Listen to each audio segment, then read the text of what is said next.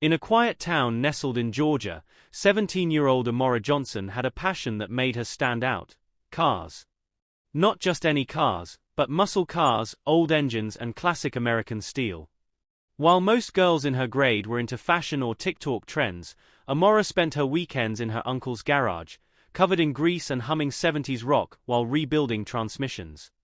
One sunny Saturday afternoon, Amara was biking home from the store when she spotted a classic candy apple red 1967 Ford Mustang on the side of the road, hood up, steam rising. The car gleamed under the sun, but clearly something was wrong. Her instincts kicked in. She skidded her bike to a halt, dropped it, and approached.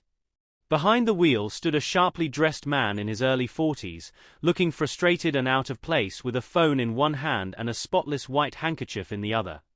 It didn't take Amara long to recognize him: David Langston, the reclusive millionaire who had recently moved into the sprawling mansion on the hill just outside of town. Rumors said he had retired young from Silicon Valley and had money most folks only dreamed of. "Car trouble?" she asked, eyes narrowing at the leaking hose beneath the hood. He looked at her, surprised. "Yeah, radiator hose blew, I think. I called for roadside, but they said it'll be 2 hours." Amara peered in. "I can fix it. If you've got a clamp and some tape in your trunk, I can patch it enough to get you home." David blinked. "Seriously? You're what, 16? 17? And I've been fixing engines since I was 10. Trust me." With a skeptical nod, he popped the trunk. Sure enough, she found a small toolbox, good enough. Within 10 minutes, she had jury-rigged the hose, cleaned the connectors, and even adjusted the fan belt that had started to fray. David started the engine. It roared to life. "Impressive," he said, genuinely. "I'll admit I didn't expect, well, a girl like me." Amara smirked, wiping her hands on a rag. "Someone your age to know Mustangs this well," he corrected. They chatted for a while longer. David, curious, asked how she learned so much. She spoke of her uncle, the garage, her dream of being a mechanical engineer, maybe even designing cars for Ford one day. "You've got the drive," he said. "People like you, smart, fearless, you don't need luck. But a little help doesn't hurt either." As he turned to thank her again, his eyes fell on the ring on her finger. It was an old silver band with a tiny sapphire, simple, worn, but clearly meaningful. "That's a beautiful ring," he said. "Is it from someone special?" Amara hesitated for a moment. Her voice softened. "It was my mom's. She passed away last year. She was the reason I started working on cars. Said it was the only way I'd ever be free." David's demeanor changed. He knelt slightly to her eye level. "I lost someone once too. I know how hard that is. But you're honoring her in the best way possible." A long pause. Then, surprising even himself, he asked, "How would you feel about an internship this summer? At my garage. I collect classics. Could use someone who knows what they're doing." Amara's eyes widened. "Are you serious?" As serious as a Mustang with a blown hose. That summer changed everything. Amara worked on vintage Ferraris, Mustangs, and even a '59 Cadillac. David mentored her, not just in cars but in business, discipline, and confidence. He eventually helped her apply to MIT, writing her recommendation letter himself. Years later, Amara Johnson became one of the youngest engineers ever hired by Ford's innovation team. She never took off that sapphire ring. And every time she looked at it, she remembered that the path to greatness sometimes begins on the side of the road, with nothing but your hands, your heart, and the courage to speak up. 2 years had passed since Amara first met David Langston on that dusty roadside. She was now 19, tall with a quiet confidence, and finishing her second year at Georgia Tech with a major in mechanical engineering. Her story had spread across town and even reached the national stage, featured in a digital magazine titled Grease and Grit, the girl who fixed a millionaire's Mustang. But beneath the polished surface of success, Amara wrestled with a truth she rarely shared. She felt caught between two worlds. In the elite classrooms of Atlanta, She was often the only black woman in the room, the only one who spoke of growing up fixing rusted Camaros behind a tin-roof garage. She carried the expectations of her community, her late mother's dreams, and her own ambitions like a weight in her backpack. One evening, as she was organizing tools in the Langston auto barn, a workshop David had built with her in mind, she heard the familiar rumble of a Mustang outside. But it wasn't David. It was a young man maybe her age, with dreadlocks tied back and eyes that looked too old for his years. He stepped out slowly, cautious. "You Amara?" he asked. "I am. And you are?" "Name's Jalen. This used to be my granddad's car. I heard you were the one who could bring it back." Amara examined the car, a beat-up '68 Mustang fastback with flaking paint, cracked leather seats, and the ghost of something noble beneath all the decay. She nodded. "This one's got stories in its bones." "Just like me," Jalen said with a dry smile. She took on the project, and as the weeks passed, so did the walls between them. Jalen turned out to be a poet, raised by his grandmother in Macon. He hadn't been in school for a while. Life had forced him to grow up too fast. Yet he had a way of speaking that made her quiet thoughts feel loud. One night, under the neon lights of the garage, as they debated whether to rebuild or replace the carburetor, he asked about her ring. Amara hesitated. "It's from my mom. She gave it to me a week before she died. Said it was her protection stone. I never take it off." "I get it," he said softly. "We carry them with us." But things were changing. David Langston had started to pull back, traveling more, rarely returning calls. There were whispers that he was ill. One day, Amara received a thick envelope at the garage. Inside was a letter and a key. "Amara, you've always been more than just a mechanic. I saw it the moment you fixed my Mustang. You've got vision, strength, soul. I may not be around much longer, so I'm entrusting the Langston auto barn to you. Do with it what you will, but I hope you keep building, keep dreaming. The world needs more people like you. All my respect. David." Amara stood frozen. The man who had once doubted her on the roadside had just handed her a legacy. But as with all legacies, it came with choices. Ford Motor Company had just offered her a prestigious co-op in Michigan, working with their EV division. It was the dream she'd nurtured since she was 12. Yet here she was with the deed to a garage, a half-built Mustang, and a boy who made her question whether dreams could be bigger than just success. Amara found herself at a crossroads, between future and foundation, ambition and loyalty, heart and head. One rainy night, she sat in the garage, staring at the sapphire ring that had never left her finger. Her mother's voice echoed in her mind. "Freedom isn't about where you go. It's about who you bring with you." She stood, picked up a wrench, and turned to Jalen. "Let's finish your grandfather's car. Then I've got a few decisions to make."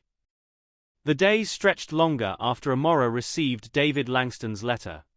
The Langston auto barn now belonged to her, not just the tools or the blueprints on the wall, but the name, the weight, the dream behind it. She hadn't told anyone yet, not even Jalen. Part of her was still wrestling with it. The garage smelled of steel, motor oil, and old ambition. Rain tapped gently on the roof, echoing like an old memory. The Mustang they'd been working on, the one Jalen inherited, was finally starting to take shape. Fresh coat of paint, new suspension, handcrafted interior. Amara had brought it back from the brink, just like she did with herself. But there was pressure, and it came from every angle. Ford's co-op program wanted an answer. The letter had said, "This is a competitive opportunity. You have until May 15th to confirm your participation." It was May 3rd. Meanwhile, the town of Fairhill had begun whispering. A young black woman inheriting Langston's property? Some admired her. Others raised eyebrows. One afternoon, Amara stopped by her uncle's house, the man who had taught her how to use a torque wrench before she could spell it. Uncle Ray sat on his porch, sipping coffee from an old mug that said, "Engine Whisperer." "You're thinking of walking away from Detroit?" he asked, rocking slowly. I don't know. That garage, it's more than a place. David built it because he believed in me. I could turn it into something real for kids like me. A community space. A school. A haven. Ray squinted into the sun. Dreams don't die if you leave them for a while. But they sure fade if you stay out of fear. She looked down. I'm not afraid. Then why haven't you made the call? Asterisk asterisk. Jalen was waiting for her when she returned to the garage. His eyes searched hers. You've been quiet, he said. You thinking of leaving? She hesitated. I got the offer from Ford. EV division. Big deal. But if I take it, I'll have to leave the shop. This place, what we built, someone else might tear it down. Jalen leaned against the Mustang. I can keep it going. You take the shot. Detroit needs your hands just as much as this place does. And you? I'm not going anywhere. But I'll wait, if that's what you're asking. Her heart twisted. She had spent years building engines, fixing what was broken. But people weren't machines. Relationships didn't come with schematics. Asterisk asterisk. 3 days later, Amara boarded a flight to Detroit. She hadn't sold the garage. She'd hired local kids to help Jalen keep it running while she was gone. She set up a GoFundMe, branded the space the Langston Initiative, Learn, Build, Drive, and posted an open call for young gearheads from across Georgia to apply for apprenticeships. Her mother's ring stayed on her finger. Asterisk asterisk. Detroit was a different world, faster, colder, more rigid. Ford's headquarters stood like a fortress. The people were sharp, focused, brilliant. Amara found herself building components for prototype EV systems by day and video calling Jalen and the kids at the garage by night. 6 months passed. Then a year. One winter evening, as snow fell like powdered glass outside her apartment window, Amara received a package in the mail. Inside was a photo of the fully restored Mustang, parked in front of the garage. A banner above it read, Johnson Langston Auto Lab, where steel meets soul. On the back of the photo, in Jalen's handwriting, we're still building. But it's not the same without you. Ready when you are. Tears welled in her eyes. Not of sadness but of clarity. Asterisk asterisk. Amara returned to Fairhill the following spring. But not to stay. She'd worked out a plan, 6 months at Ford. 6 months at Langston. Back and forth. Building in 2 worlds, forging her own lane. One where she didn't have to choose between legacy and future, between city and home, between innovation and love. Because some engines don't just power cars. They power movements. The return to Fairhill wasn't quiet. News of Amara Johnson's dual life, as a Ford engineer and the founder of the Langston Initiative, had reached the ears of powerful people. A week after her arrival back at the garage, she was greeted by a sharply dressed man in a black Mercedes, his expression slick with confidence. Ms. Johnson, he said, extending a hand. My name's Vincent Harrow. I represent VELOK Motors. We're scouting locations for a state-of-the-art electric vehicle hub. We'd like to make you an offer on this property. Amara narrowed her eyes. This property isn't for sale. Vincent smiled tightly. Everything is at the right price. He handed her a manila folder. Inside was an offer in writing, $2.4 million. Enough money to change everything. But Amara didn't blink. This garage is already a hub, she said. For my students. For this town. And it's not for sale. As Harrow drove away, Amara knew the fight had only begun. Asterisk asterisk. That night, she called a town hall. The place was packed, students, parents, old mechanics, young dreamers. She stood beneath the hanging lights of the garage, her voice clear and unwavering. They want to pave over what we've built. But we are not just a garage. We're a movement. And we're going to show them what we can do. The room erupted in applause. Jalen stepped beside her, gently taking her hand. They want a show. He whispered. Let's give 'em one.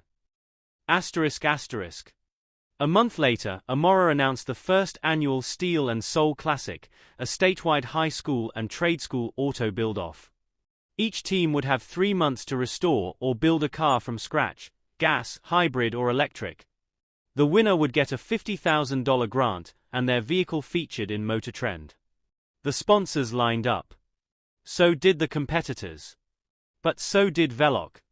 Vincent Harrow returned with his own sponsored team, students from a private tech academy in Atlanta, funded by millions, armed with factory-made tools and software Amara could only dream of. Still, her students were hungry. They chose a rusted 1972 Dodge Charger, abandoned in the woods behind her uncle's shop. It was a wreck. No interior, seized engine, no roof. But they believed. Old steel, Jalen said. It's tougher than it looks. They worked day and night. Amara oversaw design. Jalen trained the welders. Local mechanics donated parts. The whole town brought food, support, and encouragement. Each bolt tightened wasn't just about horsepower, it was about identity, history, purpose. Meanwhile, Harrow's team worked in a polished warehouse outside Atlanta, designing a sleek electric prototype with biometric doors and drone-assisted sensors. It looked like the future. But Amara's car felt like soul. Asterisk asterisk. The day of the competition came. The air buzzed with nerves and gasoline. Judges from Ford, Tesla, and even GM lined up, clipboard in hand. Harrow's car performed flawlessly, smooth, efficient, impressive. Then came Team Langston's moment. The Charger, matte black with blood-red accents, growled to life with a custom hybrid V8 electric conversion. It roared down the track, hugging corners, the torque snapping heads back. But what turned eyes was what came next. The hood lifted via remote, revealing a tribute etched into the engine bay, for every girl told she couldn't. The crowd stood. Even a few judges had to wipe their eyes. The points were tallied. It was close. Too close. And then, winner of the Steel and Soul Classic, Langston Initiative. The crowd exploded. Students cried. Amara smiled, her mother's ring catching the light. But Harrow wasn't done. He approached, calm but cold. You win the grant. Fine. But this town can't hold back progress forever. We'll be back. Amara stood tall. Then come. We'll be ready. But we don't build just for trophies. We build for tomorrow. Asterisk asterisk. Later that night under the stars, Jalen wrapped his arms around her shoulders. You did it, he whispered. We did it, she corrected. But there's more to come. And there was. Because Amara had just received an invitation from the White House, an advisory seat on a national panel for youth in automotive innovation. And this time she wasn't going alone. She was bringing her students with her. It had been 3 weeks since Amara Johnson stood on the winner's platform of the Steel and Soul Classic, and already her life was shifting again, only this time the stakes were national. An embossed envelope had arrived with the presidential seal. She'd been invited to join the National Innovation Youth Council, a newly formed panel advising the Department of Education and Commerce on how to integrate skilled trades, technology, and hands-on learning into public schools. Amara, once a teenager fixing Mustangs in her uncle's backyard, was now seated among senators, CEOs, and Ivy League professors. But before she left Fairhill again, she gathered her students at the Langston Auto Barn. Listen, she told them, eyes focused and voice steady, I'm headed to Washington, but I'm not leaving you behind. What we started here, it's bigger than just this town. You're going to run this place. And I'm trusting you to lead. There was a silence, then 17-year-old Kian, the youngest in the crew, raised his hand. You mean like by ourselves? Not by yourselves, she smiled. With each other. Asterisk asterisk. Washington, D.C., was a world of steel towers, guarded doors, and long words spoken in polished tones. Amara wore a charcoal blazer and her mother's ring. At the first meeting of the Innovation Council, they introduced her as Amara Johnson, mechanical engineer, Ford Motor Company. Founder of the Langston Initiative. Advocate for equitable education in skilled trades. She stood to speak, and her voice rang clear through the marble halls. STEM education can't live in PowerPoints alone, she said. In my town, we turn rust into purpose. We give kids tools, and they become architects of their own futures. Give us the resources, and we'll show you what innovation really looks like. The room grew quiet. Heads nodded. Cameras clicked. Later, a woman from the Department of Labor pulled her aside. Would you be interested in launching a pilot program? Government-funded apprenticeships. National scale. We'd start with your garage. Amara exhaled. I'm in. ***. Back in Fairhill, things weren't quiet. The VELOK Motors project had returned, stronger than ever. Harrow now had a city zoning proposal to turn 3 blocks, right near the Langston garage, into a VELOK innovation campus. They were lobbying the city council hard, promising jobs, tourism, progress. But Amara's students weren't idle. Kian stepped up first. He started teaching Saturday classes for younger teens, basic engine anatomy, tool safety, even welding demos. Then came Marisol, who started filming their projects and uploading to YouTube. Within a month, they had 20,000 subscribers. They called it Steel School. Meanwhile, Jalen had taken on a side project, restoring a rare 1965 Lincoln Continental convertible found in a junkyard outside Savannah. It was a mess of metal and memory, but he treated it like gold. This, he told the students, is our next showpiece. We'll finish it together. They began calling it the legacy car. ***. Months passed. Amara flew back and forth, working with DC officials by day, building with her crew by night. She no longer saw herself as split between two worlds, she was now a bridge. Then came the news. VELOK's proposal passed the first round of approval. They would be building across the street. It was a blow. But Amara didn't flinch. Instead, she called a press conference outside the garage. This isn't a fight between corporate and community, she said. This is a reminder that power doesn't just come from dollars, it comes from purpose. VELOK is welcome here, but they better be ready to compete. The next day she unveiled the Langston Fellowship, a scholarship for underprivileged youth pursuing engineering or trade school, funded by donations, sponsors, and her own Ford salary. The first 5 recipients would be announced at the next Steel and Soul Classic. That same week, Steel School crossed 100,000 subscribers. And the legacy car? It started to roar. ***. On the evening of its unveiling, Amara climbed into the driver's seat. The sky was purple, the town gathered, music drifting through the air. The Lincoln's engine rumbled like an old soul waking from sleep. She looked at Jalen. You ready?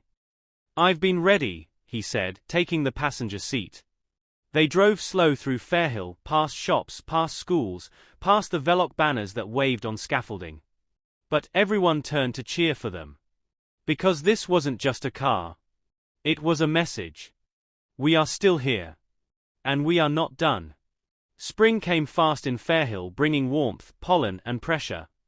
The Langston Auto Barn was now more than just a garage. It had transformed into a hub of hope.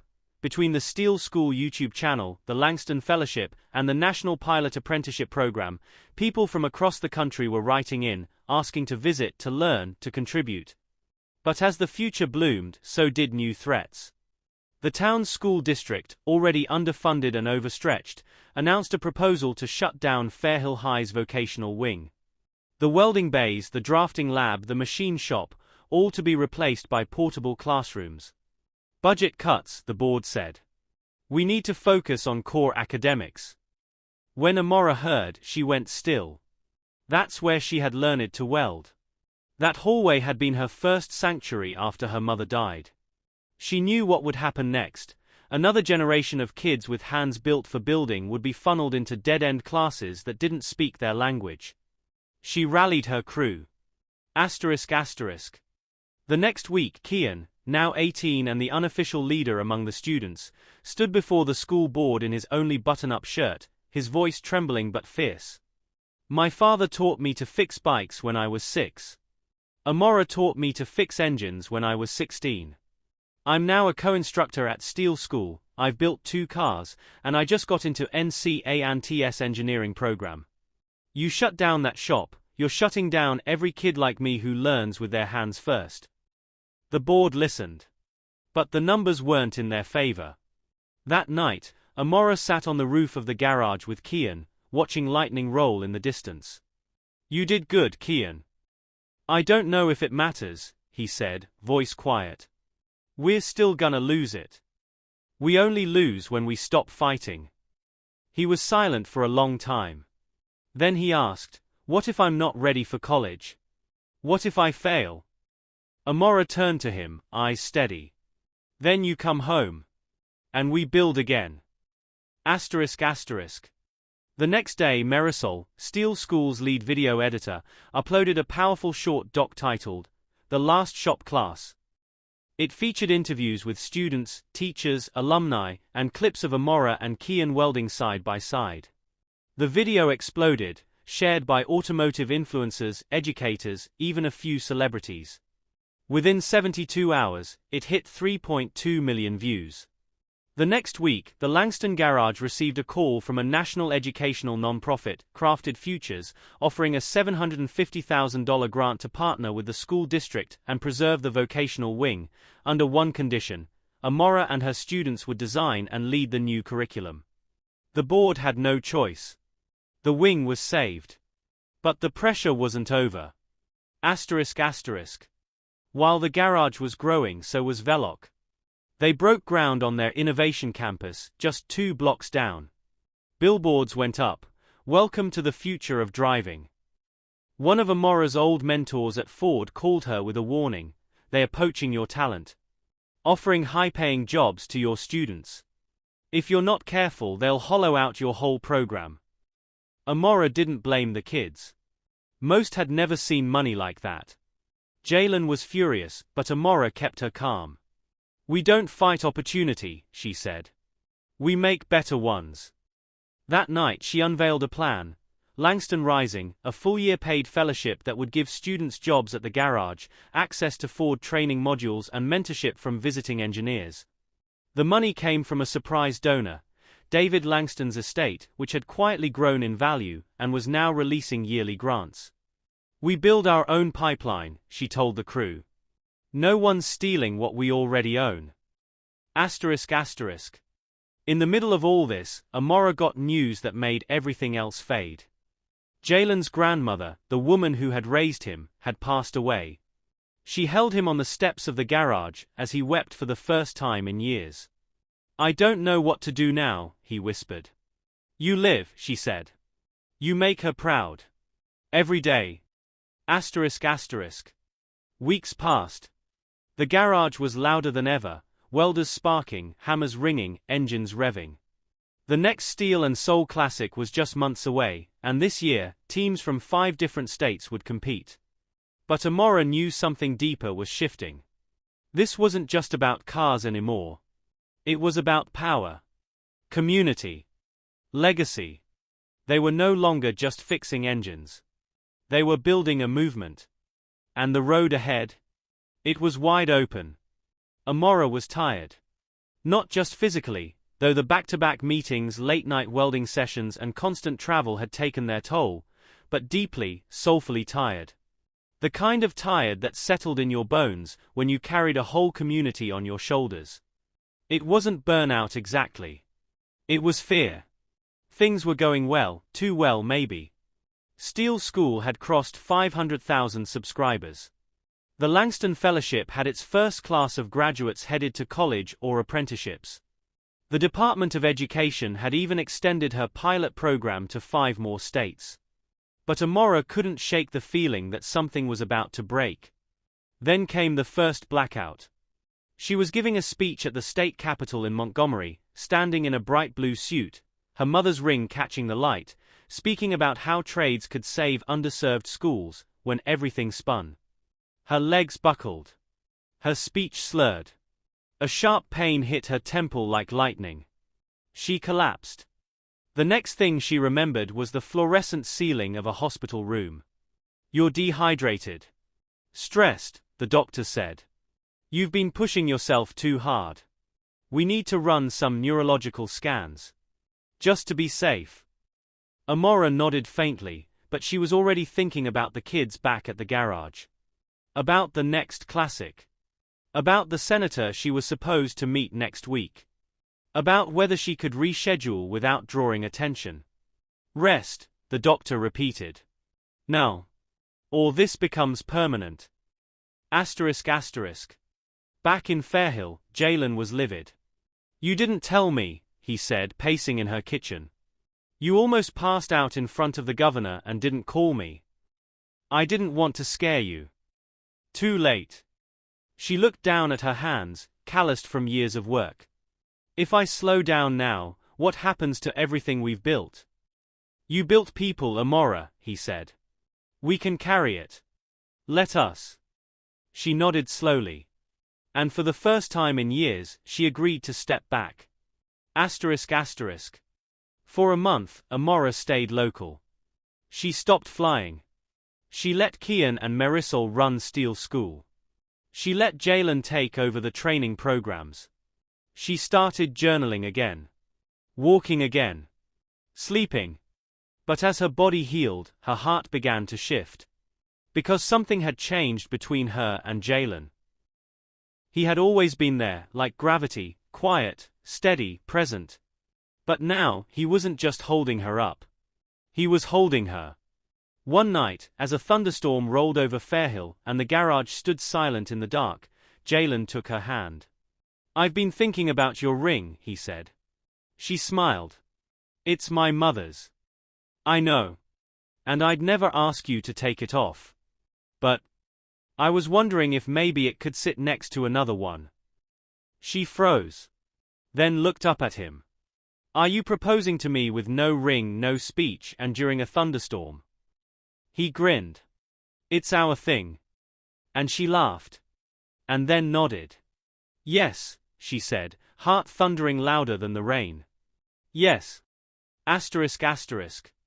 The news hit the garage like a burst of numbers. "You're getting married." Kian shouted, grinning like he'd just won another trophy. "We throwing a block party or what?" They did. It wasn't a traditional wedding. Amara wore her garage coveralls with a lace veil, and Jalen wore a tuxedo shirt under an oil-stained jacket. They stood under the hood of the first car they built together, a restored 1968 Mustang, and said their vows surrounded by grease-streaked students, old teachers and neighbors with lawn chairs. David Langston's cousin officiated. The Unity Band played soul covers all night. And Amara, for the first time in a decade, she danced without a deadline on her mind. ***. But joy has its shadows. The following Monday, she got the test results from her doctor. Early signs of multiple sclerosis. Manageable, but progressive. No cure. No guarantees. She sat in silence. Then she picked up her phone. And she called a meeting with her students, her staff and her partners. "I need you all to hear this from me," she said. "My body's going to slow down. My mind might too someday. But this mission we don't stop. We prepare. We pass the torch while the fire's still strong." She paused, tears in her eyes. "I'm not leaving. But I am sharing the wheel." And Kian stepped forward. So did Marisol. And then the rest. One by one. "You taught us how to drive," Kian said. "Now we drive for you." ***. That night, Amara returned to the garage. Alone. She stood by the Mustang, touched its hood and whispered, "Mama, we're still rolling." And outside, beneath a sky lit with stars and sparks, the students began a new project. Their biggest yet. A solar-electric fusion concept car, built from recycled steel and hope. They would name it the Phoenix. Because even as fire fades, it always finds a way to rise. 3 years later, the Langston Auto Barn didn't look like it used to. It was bigger, expanded with solar panels, a second bay, and a two-story wing called the Legacy Lab. The walls were lined with framed photos of every student who had passed through the program, every car they'd restored, every race they'd entered. But the heart of it hadn't changed. The music still blasted from open speakers. The steel still sparked. And hope still lived in the hands of every kid who picked up a wrench and believed they could change their future. Amara sat beneath the awning with a cane at her side, her eyes shaded by a Langston racing cap. Her walk was slower now, and her speech sometimes stuck, but her voice still carried the gravity of someone who had built something that mattered. Kian was 21 now, tall, confident, and commanding. He'd just returned from Germany, where he had spoken at an international trades and education summit as one of the youngest keynote speakers in the world. Marisol was in her final year at Howard, running Steel School remotely. They had just crossed 1 million subscribers, with episodes subtitled in 9 languages. And Jalen? He ran the shop floor now, the heartbeat of the garage. But every lunch break he'd sit with Amara and share stories, about cars, kids, or just the breeze coming off the hills. ***. The Phoenix, oh the Phoenix. That car had become a legend. Built by Amara's crew from the ground up, it was a hybrid electric monster with recycled carbon fiber panels, solar skin, and an onboard AI co-piloted by students. They unveiled it at the Detroit Tech Expo and stole the show. Headlines called it the future of American innovation, built in a backstreet garage. Ford offered to license the tech. Tesla invited Kian to intern. But they said no. Instead, they partnered with public universities, turning the Phoenix into a case study for community-driven design. More than that, it became a symbol. Because it wasn't about a car. It was about what happens when you invest in people everyone else counted out. ***. Amara stood on stage one last time at the annual Steel and Soul Classic, now the largest youth-run automotive showcase in the country. She looked out at the thousands of faces, students from 50 states, from rural towns, inner cities, even tribal reservations, holding their tools like they were holding the future. She spoke slowly but clearly. People once said this neighborhood had nothing. That our kids couldn't make it. That we didn't have the tools or the time. They were wrong. She looked at Kian. At Jalen. At the students behind her. You are the proof. You are the spark. You are the engine. She raised her cane like a baton. And no matter what road you drive it with purpose. ***. In the years that followed, the Langston model spread across the country. 1,000 garages bloomed like wildflowers, places where kids learned trades, gained dignity, and built more than machines. They built futures. And Amara? She wrote a book. Steel and Soul, How We Built Something That Lasts. It became a national bestseller. Not for its fame, but because people saw themselves in her story. In a woman who got her hands dirty, told the truth, and never stopped building. Even when her body told her to stop. Even when the world said not you. Even when the system said no. She built anyway. Because that's what builders do. They don't wait for permission. They just begin. ***. On the last page of her book, Amara wrote, "A car is just metal and fire until someone gives it direction. A life is the same way. So find your road. And drive."